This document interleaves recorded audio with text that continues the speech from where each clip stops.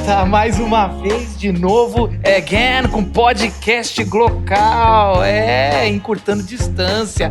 Hoje um tema importantíssimo, eu diria, amor próprio. A gente vai falar sobre se você tem amor próprio, qual é o benefício de cultivar o amor próprio e quais são as doenças que a gente carrega quando a gente exagera ou quando não tem o amor próprio. A gente vai falar de todo esse universo com um time muito bacana que a gente chama de time alma. Olha só, que privilégio. Meu nome é Marcos Botelho, sou pastor numa comunidade de São Paulo e a pergunta que eu vou fazer nesse podcast é qual o limite do amor próprio e quando isso começa a ser vaidade, ego e quando se torna um pecado. Opa, meu nome é Daniel Guanais, eu sou pastor presbiteriano, sou psicólogo clínico e a minha pergunta é: você já parou para pensar que o que você chama de amor próprio, alguém pode chamar de egoísmo? Pois é. E aí, eu sou a Débora Vieira, sou ministra de crianças e adolescentes na Primeira Igreja Batista de São Paulo, psicóloga de formação, hoje eu não atendi 8 anos e vamos tentar contribuir aí. Meu nome é Elias Nasser, eu sou poeta e questionador e, parafraseando outro poeta, Sandy Júnior, será que você sente tudo que eu sinto por você? Eu adoro, porque Sandy Júnior virou um poeta só. É um poeta. Entendeu? É Sandy Júnior Lima. Até porque o Júnior sem a Sandy é nada, né? Então o Sandy Júnior é uma pessoa só. Opa! A nova geração, a galera só conhece o Júnior. A galera fica assim, Júnior, ele é irmão, ele tem uma irmã, eles ficam assim, a galerinha agora só conhece o Júnior. A gente vai falar tudo sobre amor próprio ou as pessoas que gostam de Sandy Júnior que não tem tanto amor próprio. Tudo nesse podcast depois da vinheta. Está no ar. Cultura, espiritualidade, impacto social. Glocal Podcast. E aí, gente, tudo bem? Antes da gente entrar no nosso podcast, eu queria dar um recadinho rapidinho em 1 minuto. Primeiro, se você está ouvindo esse podcast no dia do lançamento dele, dia 2 de abril, hoje a gente tem reunião da Glocal no Teatro Gamaro, na Moca. E dia 9 de abril também a gente vai ter outro encontro sobre Apocalipse. Está imperdível. Os vídeos do primeiro encontro já estão no nosso canal do YouTube. Você já deu uma passada por lá? Lá tem todos os nossos encontros, provocações, poesia. Tem um Encurta, um programa que sai toda quinta-feira de entrevista. Tem até os nossos podcasts lá no canal do YouTube. Dá uma passadinha lá, youtube.com/Glocal Oficial. E também não esqueça de divulgar o nosso podcast nos stories. A gente está dando um RT para cada stories que você divulgue. Faça os outros conhecerem esse projeto que toda terça tem te abençoado com um episódio novo. Bom podcast!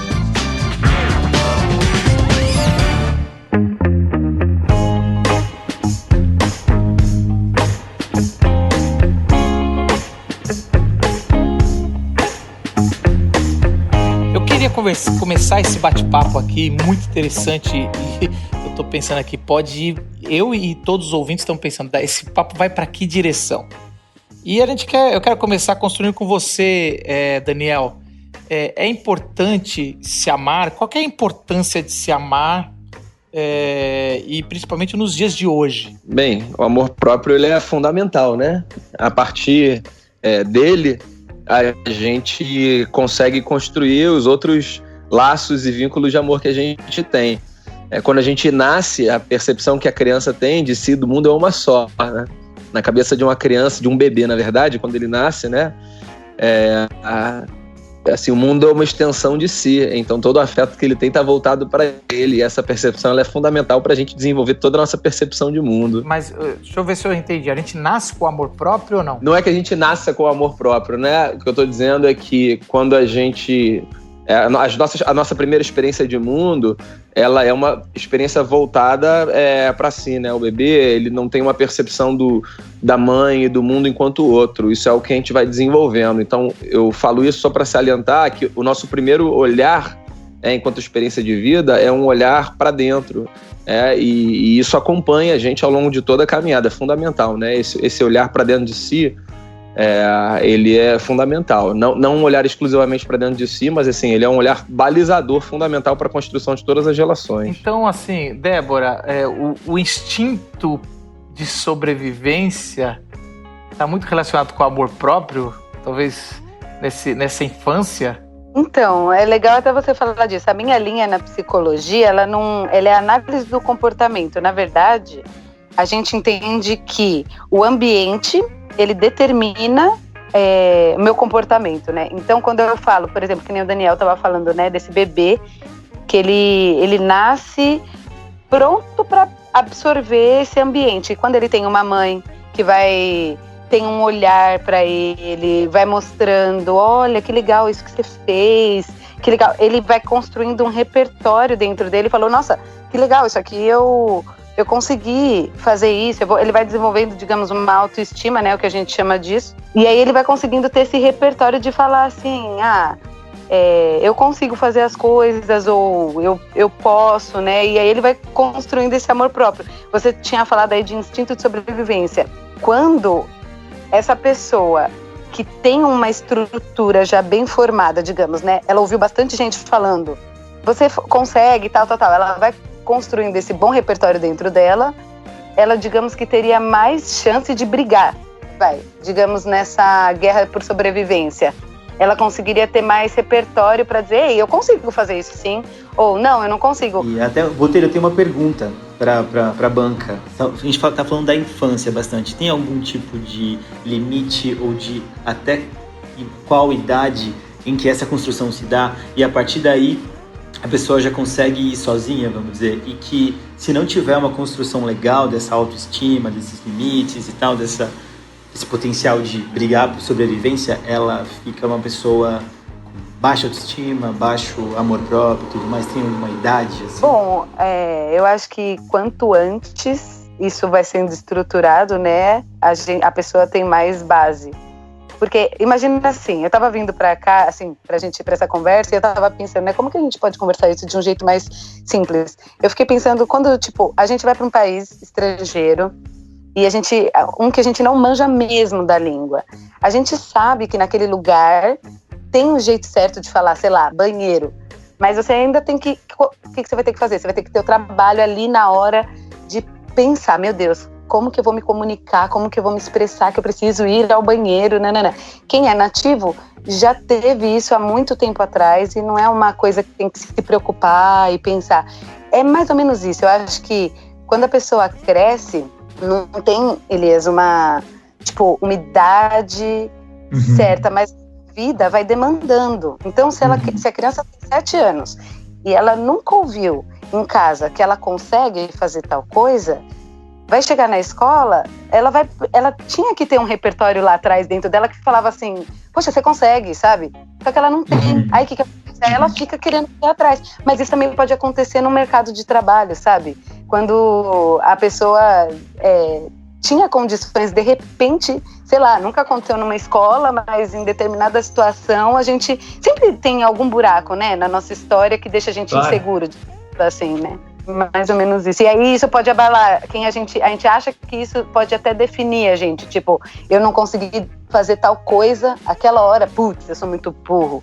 Putz, eu não consigo. E não, você teve a oportunidade de aprender antes, né? Deixa eu provocar um pouquinho mais. O problema dessa geração que a gente vive hoje, e agora parece um papo de velho, né? Será que é falta de amor próprio ou amor excessivo? Às vezes eu me vejo uma geração que tá chegando com o ego do tamanho, sei lá, da internet.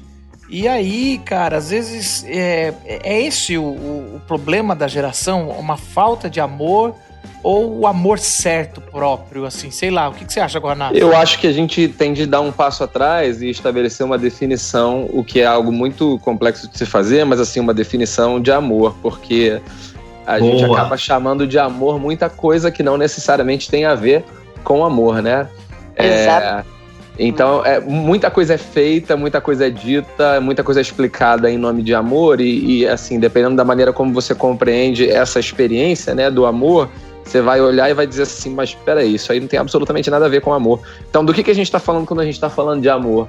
Porque dependendo do referencial, você pode dizer que uma pessoa se ama demais ou que uma pessoa se ama de menos. Inclusive, você pode olhar para alguém que acha que se ama demais e chegar à conclusão de que essa pessoa se ama de menos pelo que ela faz consigo, pelo que ela faz com os outros.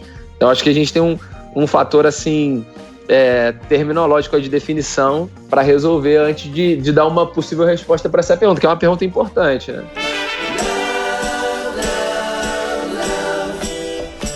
E o que é amor, gente? Daquelas figurinhas do Amaré, né? Uhum. Lembra? Pergunta pra galera do sertanejo universitário.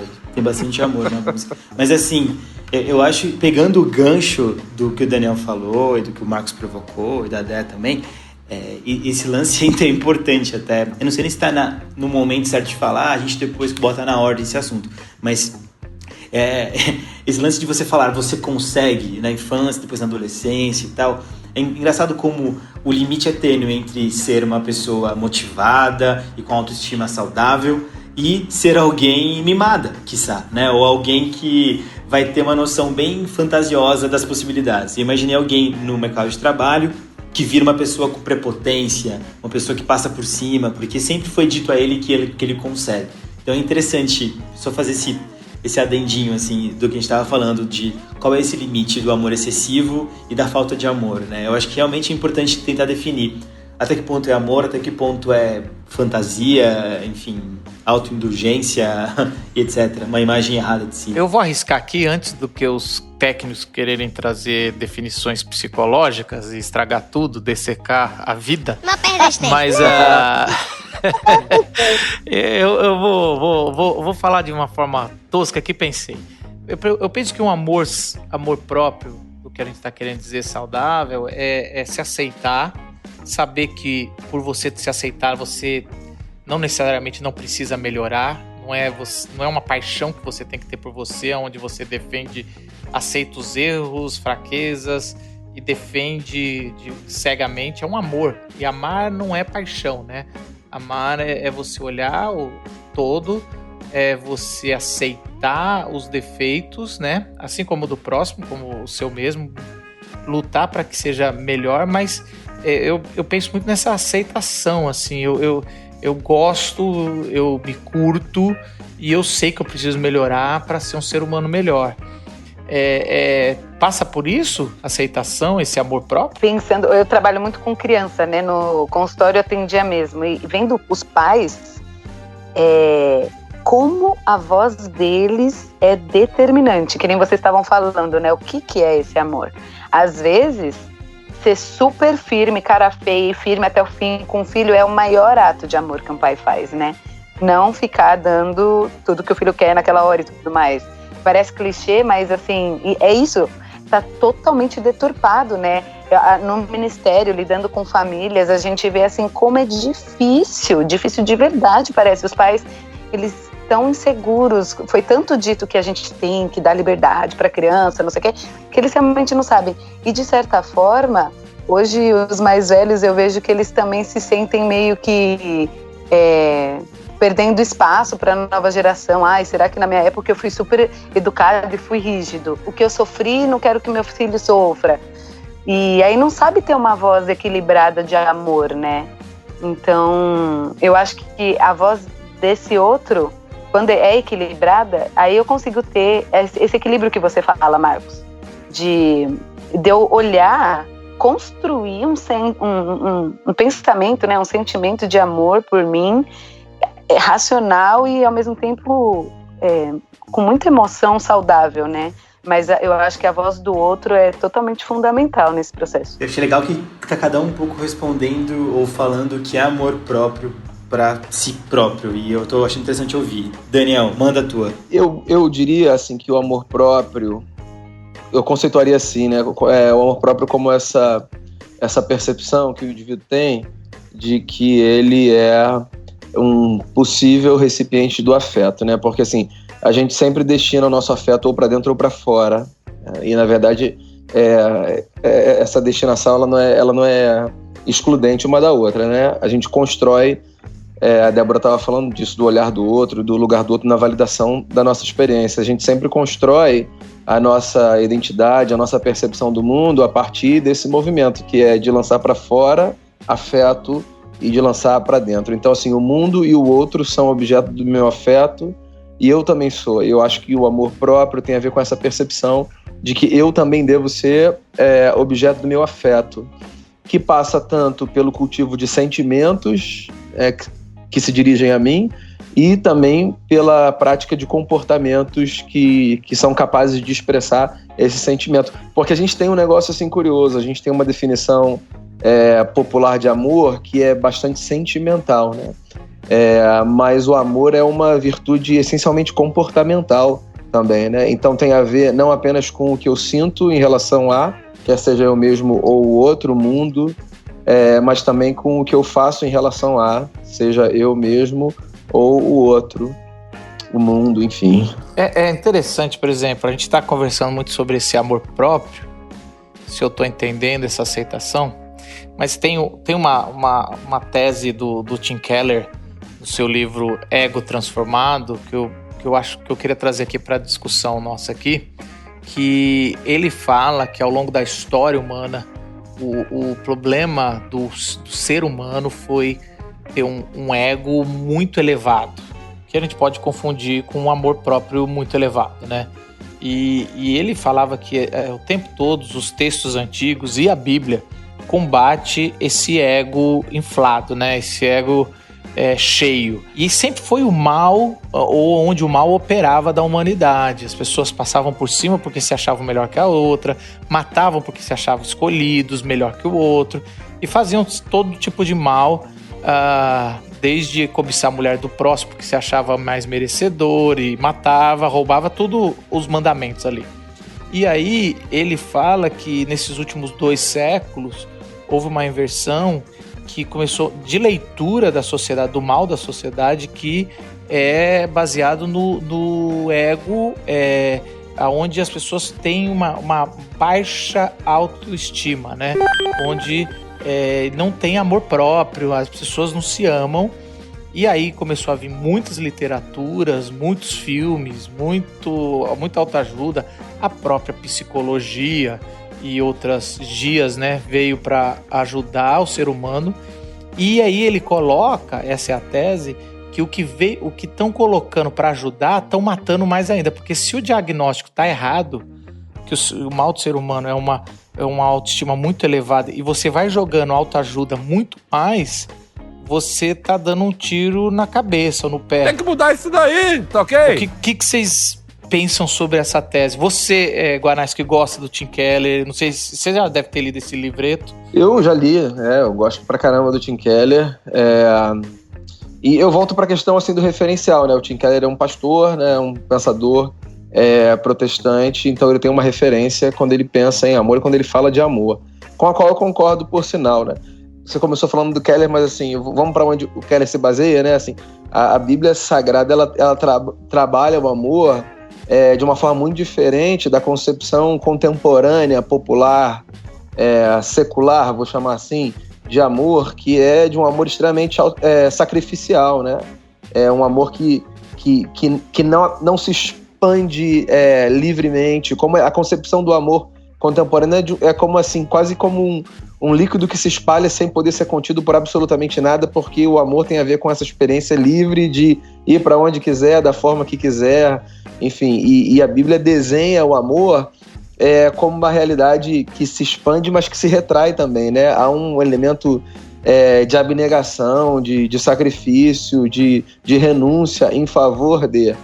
Então, é complicado a gente pensar no amor a partir dessa matriz contemporânea como algo que faça tão bem quando a gente pensa, né, na referência que a gente tem, que é de um amor que obviamente é livre, mas que se retrai também, que se sacrifica, que não busca próprio interesse, como Paulo vai descrever todo lá em Coríntios, né? Não, o que você está dizendo, que eu entendi, é que o amor bíblico é uma proposta muito mais profunda. Mas, talvez eu vou provocar aqui de outra forma a Débora. Alguém que está nos ouvindo, até mesmo a gente mesmo, se a gente não nos ama, ou fala, cara, eu tento me amar, mas não consigo. Como é que a gente começa a resolver um problema de não ter um amor próprio tão claro? Isso é uma... Como é que é? É só incentivar? Ou talvez a pessoa não se ama porque descobriu dentro de si uma realidade que realmente é mais difícil amar? Não sei se deu para entender, Débora. Eu lembro de uma frase do Abraham Kuyper, que é aquele teólogo do Labrie, que ele fala assim, não existe 1 centímetro quadrado no universo em que Cristo não clame, é meu. Então, tipo, toda a ciência, todo entendimento é do Pai, né? Toda a verdade.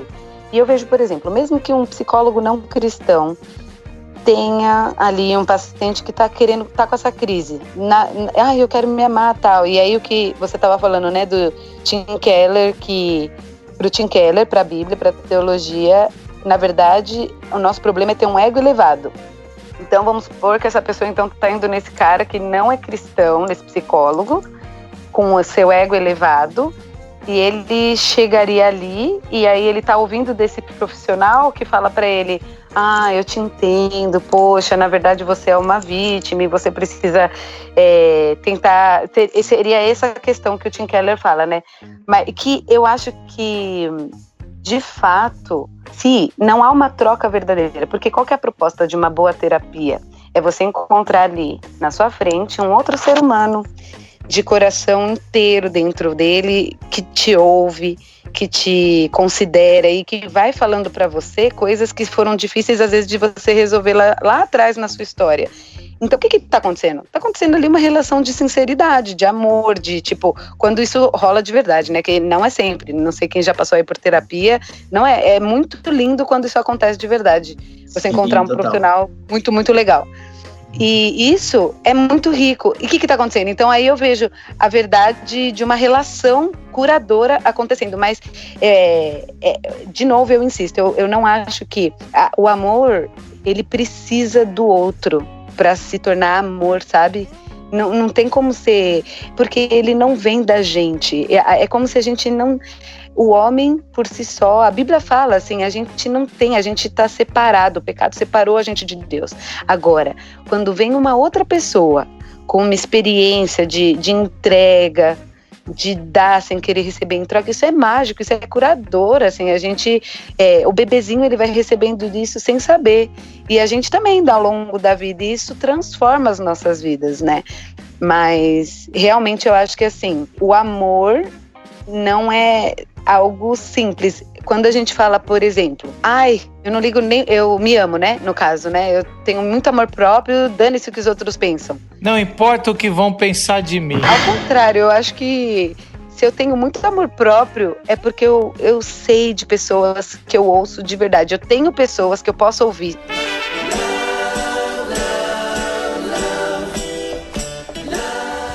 Nossa, Dé, vou pegar um gancho aqui teu do que você está falando. E como único não pastor desta conversa, ok? Tá ok? Tá ok. Eu quero trazer aqui uma visão mais mundana do papo. Na verdade, acho que a gente trouxe aqui um elemento importante pro amor próprio, que acho que, ironicamente, tem a ver com o outro. Então, quando a gente fala de amor próprio, tem muito a ver com o outro. A gente está numa era de eus e nós, né? De eus e eles, eus e elas. Mas é sempre a gente, sim, mas muito em referência ao que o outro ou a outra é em relação a nós. E queria trazer um pouco do relato pessoal. Estava pensando aqui, quando é que eu tive contato com o amor próprio, assim, com esse lance de se amar, de se aceitar. Eu estava lembrando de 2 ocasiões. Uma, eu era criança ainda, eu tinha uns 9 anos, e eu percebo que eu lembro disso, eu me percebo que eu não gostava de quem eu era. E tudo começou com o corpo. Acho que a gente começa muito com o corpo. Eu não gostava, eu era gordinho, eu me comparava com amigos, com meu irmão, e não me achava que eu era bonito, enfim, tão atraente para meninas e não sei o que. Nessa fase começa a ter sentimentos e tal. E eu lembro que eu não gostava de mim, não me aceitava direito como era, e até eu comecei a ler mais, a estudar, a tentar ir pro lado de, eu sou inteligente, para tentar ver em mim algo bom, e criar uma autoestima, enfim, essa sobrevivência aí, né, no meio das vaidades, vamos dizer.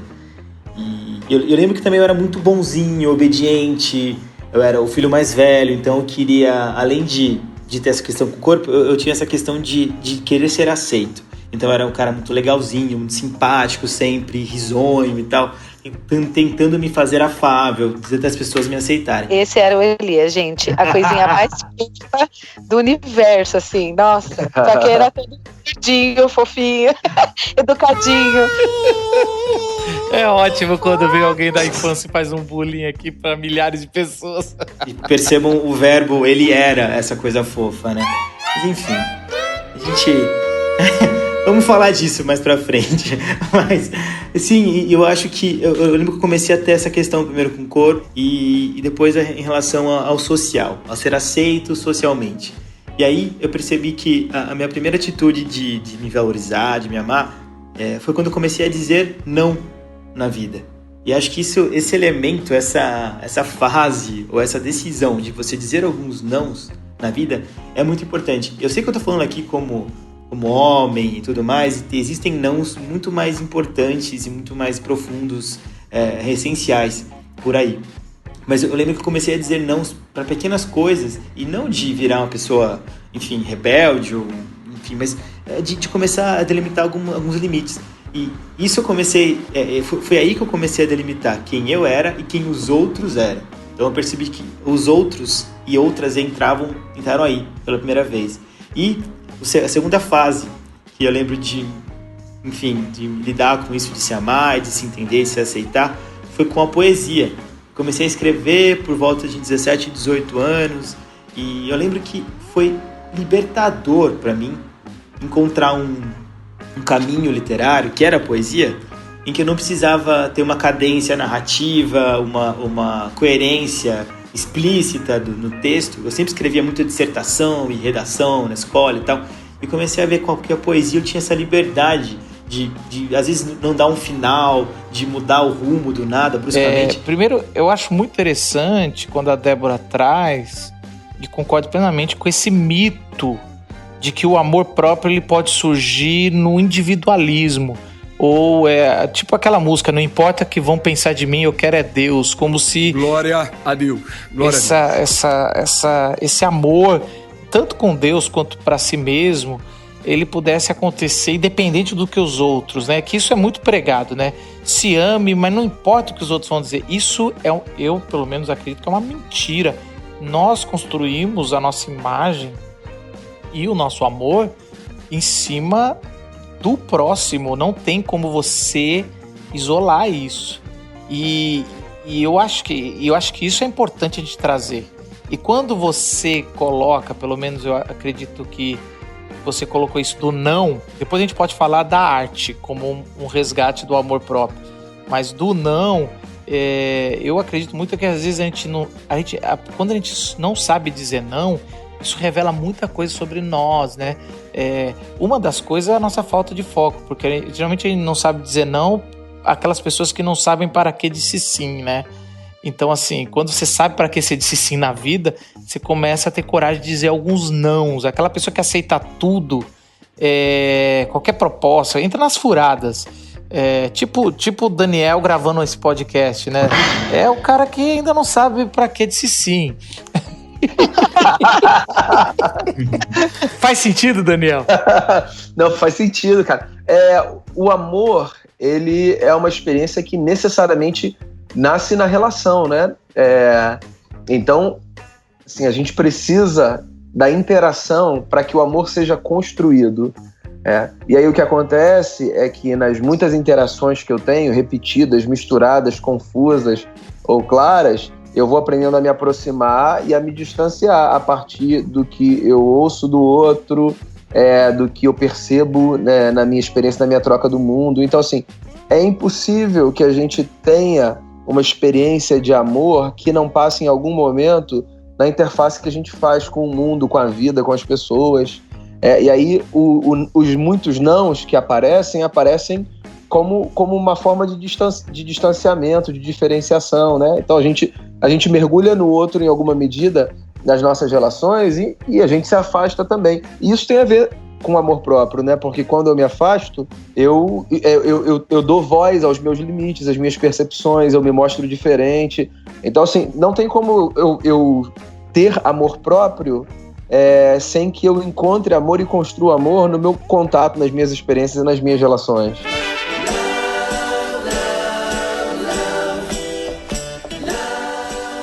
E eu acredito numa coisa, eu quero perguntar até pra vocês se vocês acreditam. Eu acredito que o amor é quase um videogame, assim, ele tem fases. É interessante, mas sem desrespeitar cada fase. Porque se você tá numa fase, aquilo é o máximo que você pode suportar, né? Pensando assim, quem jogou Mario Bros aí, então se você morre muito numa fase, aquele é o máximo por enquanto, até você se aperfeiçoar, enfrentar o chefão e aí você tá preparado para ter uma outra fase. Por que eu tô dizendo isso? Porque assim, quando eu era adolescente, para mim, chegar numa menina, tomar um não de uma menina, ia assim, questão de suicídio, de destruição total da vida. Depois que a gente passa essa fase, a gente vê que o casamento é uma outra fase de amor próprio, de entender nãos, de amar o outro, de abrir mão, pagar conta. Quando chega o boleto da Vivo, da Luz, é um amor que você precisa adquirir pela vida, né? É uma fase, é um chefão, não é? E eu acho que eu tô numa outra fase que é o filhos. Que filhos, ele, assim, por exemplo, faz algumas noites que eu não durmo toda noite, eu tenho que levantar, e eu não sou o que dou peito, né? Apesar que eu tô com o peito avantajado, mas não é gordura. De novo, a gente vai vivendo essa espécie do que a Bíblia revela desse amor sacrificial quando tem filhos. Então são fases, né? De novo, respeitando. Isso é talvez uma tese meio infantil que eu tenho, mas eu jogo assim, Débora. O que você acha? Legal. Eu acho que, só amarrando com o que os meninos falaram também, eu acho que, e olhando até a vida do Elias, aconteceu comigo, acho que todo mundo. Quando Elias, que eu cresci com ele, né?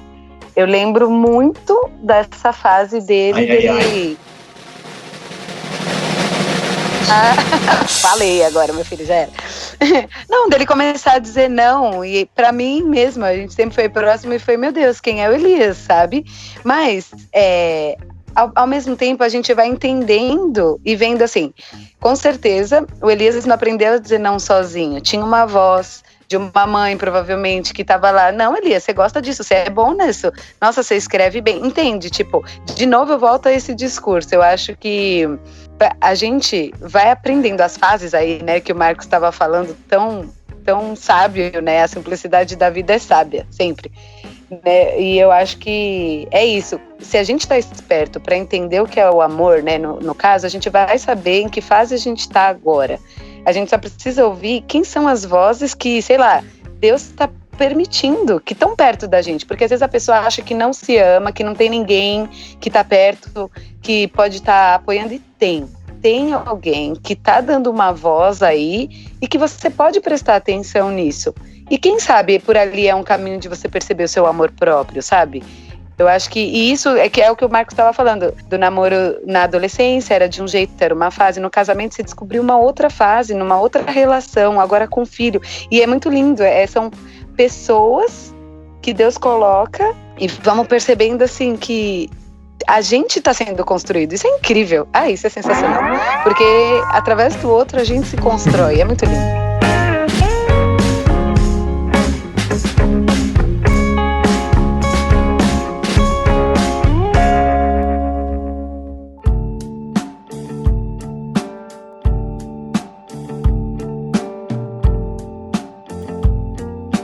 Eu quero fazer uma provocação teológica aqui. O Ariovaldo Ramos, ele fala que esse negócio de amar o próximo como a si mesmo, né? Então, eu já ouvi muitas pregações, não dele, mas de outras pessoas. Você precisa se amar, para cumprir o resumo do... Aquele resumo, né? Deixa eu contextualizar o ouvinte. Perguntaram para Jesus se tinha um resumo, os 10 mandamentos. Jesus fala que é amar a Deus acima de todas as coisas, entendimento, força, e amar o próximo como a si mesmo. E a grande questão é que sempre colocaram, você não tem como amar o próximo se não se amar. E uma vez eu vi o Ari, aqueles papos geniais que ele tem, que isso é Jesus resumindo o Antigo Testamento. Isso não é Novo Testamento, isso já era comum do Antigo Testamento, esse resumo em dois grandes mandamentos. Que o Novo Testamento é revelação de que o amor não é amar o próximo como a si mesmo, mas é amar o próximo às suas custas, né? É amor de cruz, aquele amor ágape, né? Aquele amor mais profundo mesmo. E, cara, isso abriu minha mente, porque realmente não pega bem na sociedade que a gente vive amor sacrificial, entendeu? Ele é legal, ele é romântico, mas hoje as pessoas falam logo de separação ou de você tá se sacrificando muito por esse relacionamento. Então ele tem uma autopreservação hoje que não cabe o amor de cruz. Ele cabe o amor como a si mesmo. Então quando estiver machucando a si mesmo, você para de amar, você dá uma se valorize, separe dessa pessoa. Então assim, eu vejo que às vezes a gente se apoia em algumas coisas que parecem bíblicas, mas que não estão deixando a gente ir no foco de uma tradução, de uma hermenêutica em Cristo, do Evangelho. Nossa, Marcos, eu tô quase chorando aqui, porque eu tava com medo que você fosse falar justamente, tipo, não, temos que amar a si mesmos para depois amar o próximo. Uau, eu não tinha ouvido o Ari falando isso, mas trabalhando com a criança, aqui, o meu foco hoje sempre foi ministerial mesmo, né? E para a criança a gente ensina que Deus, ele é o centro do universo, ele ama, ele é tudo, mas ele se esvaziou e veio ser um bebê que não sabe andar, que não sabe falar, ele caiu e chorou e teve que aprender a falar. Que foi isso, sabe? Como que ele, que fez tudo isso, fala que a gente tem que aprender a amar a si mesmo? A gente não sabe se amar, né? Ele vai... Mas o que eu posso entender? Que a partir do que ele me amou, eu consigo. Ele derrama sobre mim de um jeito que eu falo, nossa, é demais pra mim. Eu consigo doar isso, né? Vai pra frente, mas é só porque ele me amou, né? Porque eu entendi, pela graça dele, que ele me amou um dia. Não sei se faz sentido pra vocês também. Sim, claro. Eu acho que tem duas coisas na percepção, assim, bíblica de amor que são muito contraculturais para a forma como o amor é proposto hoje, né? Que a força motriz, penso eu, né, do amor, como visto hoje, ela é o prazer, e a força motriz do amor, como apresentado na Bíblia, é o sacrifício, né? Então, assim, porque eu amo, eu me sacrifico em favor dele. E hoje porque eu amo, eu devo experimentar, assim, o prazer que tiver em jogo. Então, é um amor, assim, são direções opostas enquanto forças motrizes. Eu acho isso, assim, muito subversivo na Bíblia, né? Então o amor que eu sinto, ele não me dá liberdade para fazer qualquer coisa. Pelo contrário, o amor que eu sinto, ele me faz pensar no quanto eu posso, inclusive, me refrear em favor de outro. E uma outra coisa é que o amor na Bíblia, ele é essencialmente comportamental, né? O Tim Keller tem uma frase, né? O Marcos citou o Tim Keller ainda há pouco, no livro, se não me falha a memória, o Significado do Casamento, que ele fala o seguinte: são gestos de amor que geram sentimentos de amor e não sentimentos de amor que geram gestos de amor. O comportamento, da perspectiva bíblica, o comportamento de amor antecede o sentimento, né? E é por isso que, por exemplo, eu tenho em Cristo o compromisso de amar todas as pessoas, inclusive o inimigo, como Jesus propõe, ainda que eu não consiga nutrir sentimentos e afetos positivos por todas as pessoas, né? Eu posso pensar em fazer o bem a quem quer que seja, a despeito de nutrir por essa pessoa um bom sentimento ou não, e o nome disso é amor. Então, assim, por isso que eu disse lá atrás a questão do nosso referencial e da conceituação, porque a gente usa uma mesma palavra, mas os significados na cabeça das pessoas podem ser completamente diferentes, né? Eu gosto muito que você falou, Daniel, porque, de novo citando o Ari, uma coisa que eu aprendi com ele sobre perdão e hipocrisia, que hipocrisia não está relacionado ao que a gente sente, mas ao que a gente crê. E ele falava muito assim, por que você deve perdoar alguém assim que percebeu que essa pessoa precisa do seu perdão? Muitas vezes a gente fala assim, eu não vou perdoar fulano porque eu ainda tô com raiva, eu não perdoei, então eu não vou falar que eu não vou pedir perdão, eu não vou me reconciliar porque eu ainda tô sentindo. Eu não vou ser hipócrita, eu não tô sentindo que eu tô reconciliado. E aí ele fala, não, hipocrisia não tem a ver com o que você está sentindo, tem a ver com o que você crê. Se você crê que você tem que amar o próximo e amar os inimigos, então perdão não é uma coisa que pode depender dos seus sentimentos, mas sim do que você acredita. E aí eu trago isso pro amor. Amor, eu sei que é meio clichê, não é um sentimento, né? Como você falou da prática. Amor, ele é prático, mas ele é um ato de fé. Então a gente tem que se perdoar e se amar muito mais, porque incluindo porque a gente foi amado, né, por Deus, porque a gente se entendeu o amor de Deus e porque ele nos amou e nos criou e nos quer melhor, do que eu não estou sentindo que eu tenho que me amar. Então também o amor próprio é um ato de fé. Eu acho que essa semana eu estava conversando com um garoto da Umbanda, e ele falava assim pra mim, eu trabalho, né, com adolescentes, e aí ele é amigo de uma das meninas lá da minha igreja, e a gente estava conversando sobre fé, e ele falou, sabe que uma coisa que me irrita nos cristãos? É que vocês não têm pensamento próprio. Vocês são todos dirigidos por causa de um livro, é isso que me irrita. E aí eu falei, pois essa é a verdade. A gente realmente, a Bíblia, ela é a nossa vida tá ali, a gente acredita que aquilo dita, e a gente entender que o amor próprio, na verdade, não é um conceito bíblico em si, eu acho que na verdade abre muita a nossa cabeça, pode abrir muito a nossa cabeça, porque eu não sei como vocês pensam, gente, mas eu vim disposta a falar isso, eu falei, Deus, deixa eu falar isso, quero saber o que vocês pensam disso também. Eu não sei se a gente tem que ficar preocupado, enquanto crentes, em ter amor próprio, entende? Tipo, será que eu me amo? Será que eu não me amo? Será que essa é uma questão que a gente tem que ter? Porque assim, eu creio que o homem, ele precisa entender que, o homem, a mulher, né, que ele é amado. Ele é muito amado, Deus deu tudo por ele, isso basta. Isso vai definir agora quem ele é. E porque eu acho tão vago nisso, assim, a gente realmente não sabe.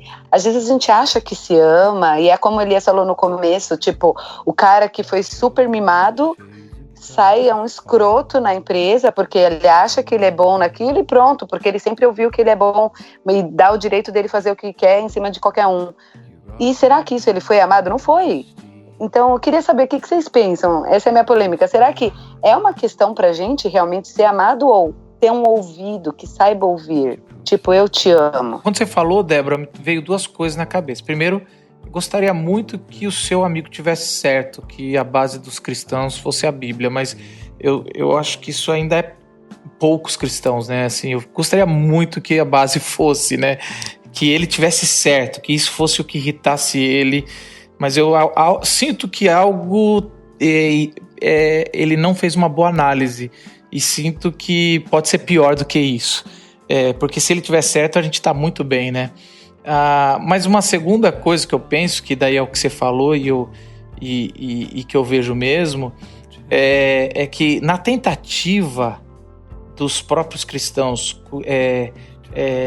curarem pessoas ou reforçarem o amor próprio, a gente vai ver nas músicas, principalmente eu falo das músicas, tem pregações também, que o ser humano virou o centro. Então, realmente, na tentativa de curar, e aí eu volto para aquela tese, a gente tem dado veneno.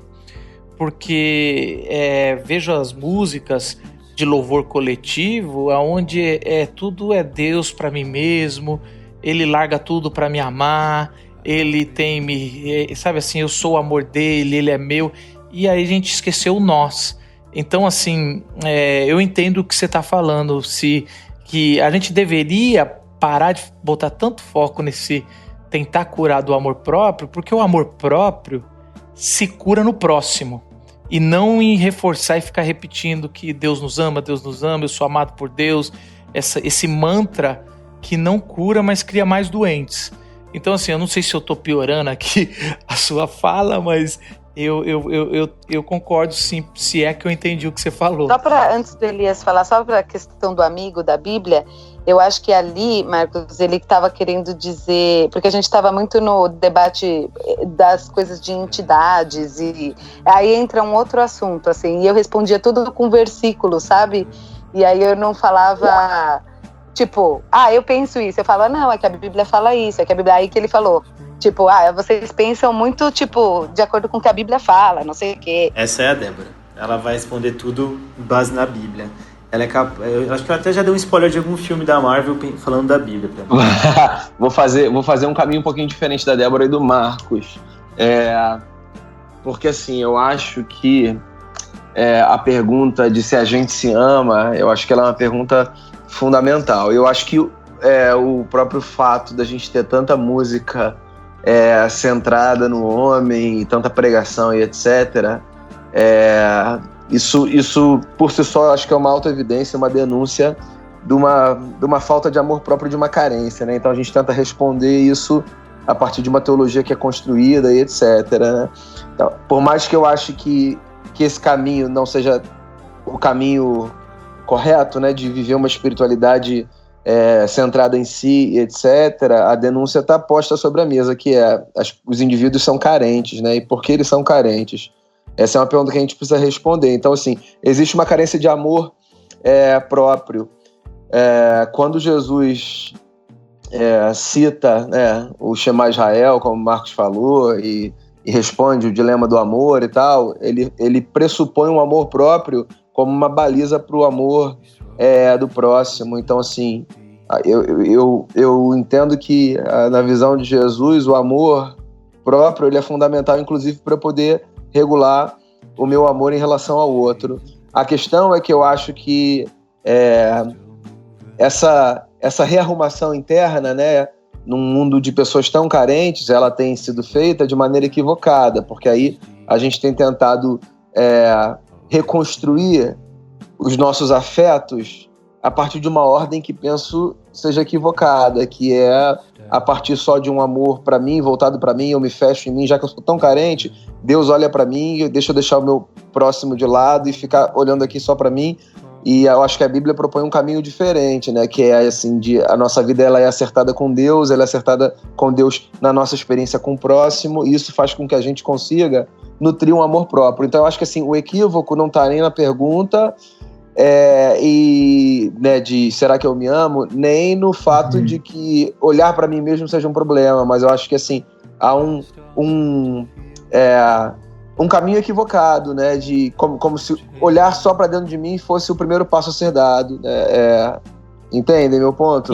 Entendo e acredito que é o que a gente está tentando responder aqui, né? A gente está dando alguns caminhos que eu acho que o diagnóstico já está posto.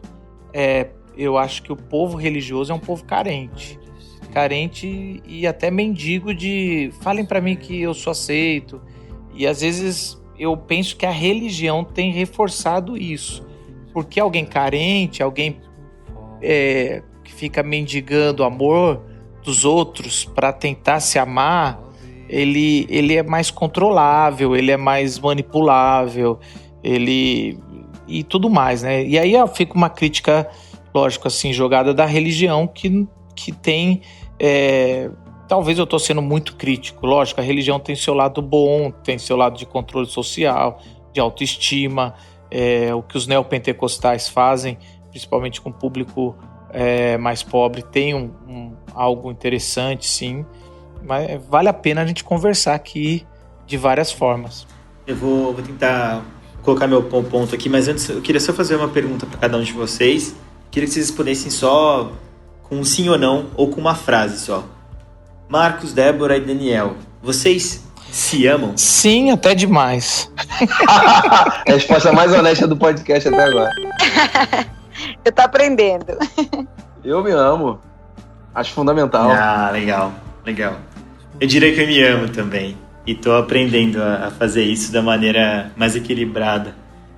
E eu ia falar justamente isso, assim, tentando colocar minha visão de que vocês falaram. O Marcos falou, né? O amor como um ato de fé. Isso que provocou o que a gente falou e a polêmica da Dé e tudo mais. Tava pensando, se a gente crê na salvação, acho que uma das primeiras palavras que vem, quando a gente fala de salvação, vai contar o que é o evangelho para alguém, vem a palavra amor, o conceito do amor, né? Porque Deus amou o mundo de tal maneira e por aí vai. E talvez a segunda palavra que venha, eu não sei, até queria jogar para vocês qual seria de vocês, mas para mim é graça. Não sei se vocês têm algumas depois do amor aí de cabeça, assim, se quiserem falar, mas eu diria que é graça. Ai, tô pensando aqui. Eu acho que meu Deus, não sei se não é compromisso, mas assim, meu Deus, foi uma entrega total, assim. Eu acho que tô tentando pensar na palavra exata. Vamos falando. Não. Eu vou chegar no ponto rapidinho aqui. Fala, Daniel. Eu penso na palavra recomeço. Eu penso na palavra graça no sentido realmente... É interessante porque o discípulo do amor, né, João, ele vai escrever muito sobre amor, e aí fica uma recomendação para todo mundo aí que está nos ouvindo, ler não só o evangelho, mas as epístolas, né, do amor. E ele é a única palavra que Deus permitiu se autodefinir, né? João vai cometer a grande heresia judaica de falar que Deus é alguma coisa, né? Porque Deus nunca se definiu. E a única vez que realmente a Bíblia vem trazer um peso desse Deus é amor. Então amor é algo realmente... Por isso que não é fácil a gente falar sobre amor próprio. E a criação, de certo modo, e aí talvez seja algo mais de um reformado, né? Deus criou as coisas para adorá-lo, né? Para se reconciliar com Ele, para estar com Ele. Então, a criação é um ato de amor próprio. É interessante isso, assim. A gente não gosta de admitir isso, mas Deus criou as coisas para Ele. E pelo amor próprio de Deus é tão saudável que Ele se sacrifica pela sua criação. Mas amor próprio também é algo maravilhoso quando a gente vai ver nesse relacionamento de criação e Deus.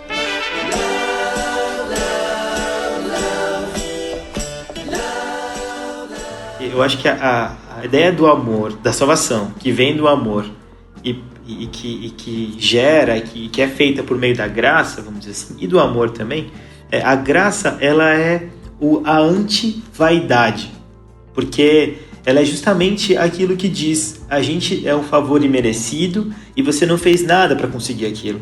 Então eu acho interessante que como a gente tem permeado assim, esse podcast falando sobre o amar demais, a carência que pode gerar essa busca excessiva pelo amor, pela autoafirmação e a vaidade. E aí a graça vem como a anti-vaidade. Pela graça a gente é salvo e não pelas nossas obras. E isso corroborando o que a gente estava falando do amor próprio não ser algo essencial aparentemente na Bíblia. Mas ao mesmo tempo, a gente está falando aqui de salvação. E aí eu provoco a Débora também, e o Botelho que falou que concordava. Mas por que a gente quer ser salvo então?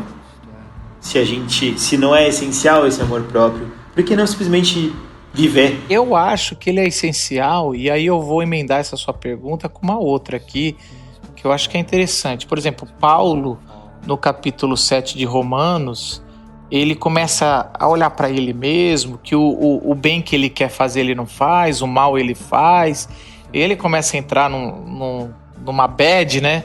Que ele fala no versículo 24 o seguinte: que miserável homem que sou, quem me libertará desse corpo sujeito a esta morte? Então ele vai, sabe assim, eu falo assim, e aí é uma pergunta que eu jogo também pro Guanazzi, pra Débora, pra eu entender como é que você, diante do pecado humano, da deturpação do ser, quando a gente, e isso é algo que é revelado na conversão, já que a gente está falando. Então como é que fica o amor próprio quando a gente descobre quem nós somos como inimigos, né? A Bíblia fala que nós somos inimigos de Deus, nascemos no pecado, e aí a gente começa a ver que isso sou eu, né? Eu esmurro o meu corpo por quem eu sou. Isso é amor próprio? Isso é o descobrir do verdadeiro amor próprio ou não? Caramba, Paulo tá doente, mano. Olha, eu tava pensando em tudo isso que vocês estavam falando do...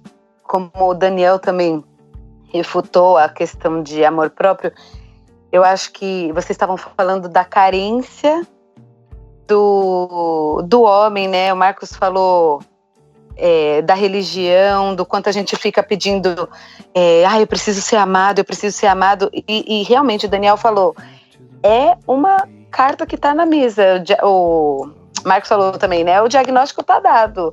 A gente é carente desse amor, de se entender. Quando Elias falou, né, que eu penso sobre isso, sobre a salvação nisso,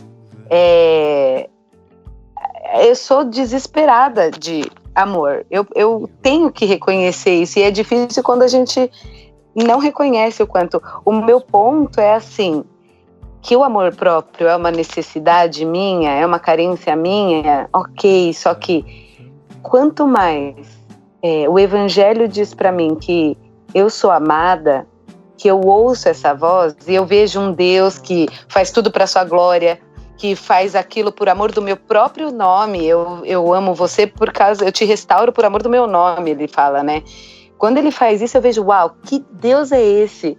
Pra que eu preciso de outra coisa? Tipo, ele cuida de mim, ele me ama, pô, eu tô com ele. Sabe, assim, a minha lógica muda, e aí eu não tô mais nesse mundo, eu não preciso estar presa a esse corpo miserável que eu sou, que é isso que o Marcos tá lembrando, tipo, aqui nessa vida, nessa terra, eu vou estar presa nesse looping eterno de carência.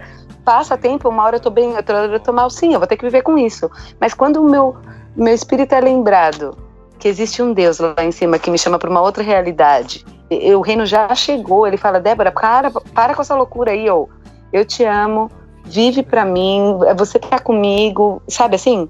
Então, nesse sentido que eu acho que assim, é uma carência, mas por isso que a gente tem que pregar o evangelho, gente, porque ele realmente transforma a gente, eu acho que a nossa lógica muda e a gente aprende a se amar pelo amor dele, sabe? Nesse sentido. Uou!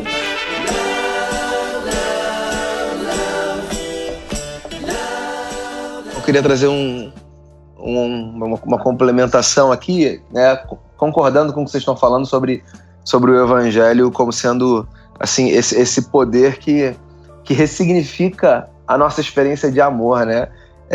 O Evangelho ele é tão subversivo e ele é capaz de reestruturar a gente de uma maneira tão profunda que ele faz a gente pensar em amor de uma maneira diferente da forma como a gente está acostumado a pensar, porque geralmente o amor se expressa na troca e na recompensa, né? Então, assim, eu faço alguma coisa bacana e eu recebo de uma terceira pessoa, de uma outra pessoa, o relato ou a demonstração de que eu sou amado, né? Como um reforço, né? E aí o Evangelho, ele aparece e ele faz a gente perceber que a gente é amado não como recompensa, mas a gente é amado a despeito de, né? A gente é amado porque, assim, quem criou a gente é amor, como o Marcos falou, citando o João lá, né? Então, assim, é o que de mais precioso Deus tem para oferecer. Isso é muito subversivo. Então, você imagina, a gente é construído, formado, né, a partir dessa construção, de que a gente faz coisas bacanas e isso leva os outros a nos amarem. E aí chega o Evangelho e nos coloca diante do fato de que nós somos amados antes de fazermos qualquer coisa, e o que também é muito subversivo, de que nós somos amados mesmo com as coisas terríveis que nós fazemos, né? Então, assim, eu acho Romanos 7 bacana, porque, assim, eu não acho que Romanos 7 é um problema pro amor próprio, né? Um homem que se chama miserável, eu não acho que isso seja uma negação do amor próprio, pelo contrário, né? É o caminho da ressignificação do amor próprio, porque é um homem que conseguiu perceber que ele precisa cuidar do seu interior, precisa cuidar do seu coração, porque ele é cheio de problemas, de incongruências, e ainda assim é amado por Deus. Lindo, gente. Amo vocês, amo esse podcast. E é isso. E me amo pra caramba, mais do que tudo.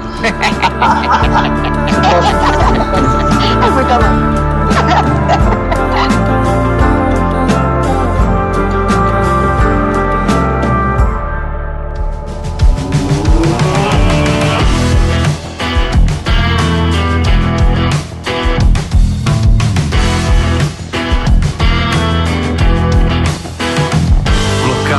Podcast.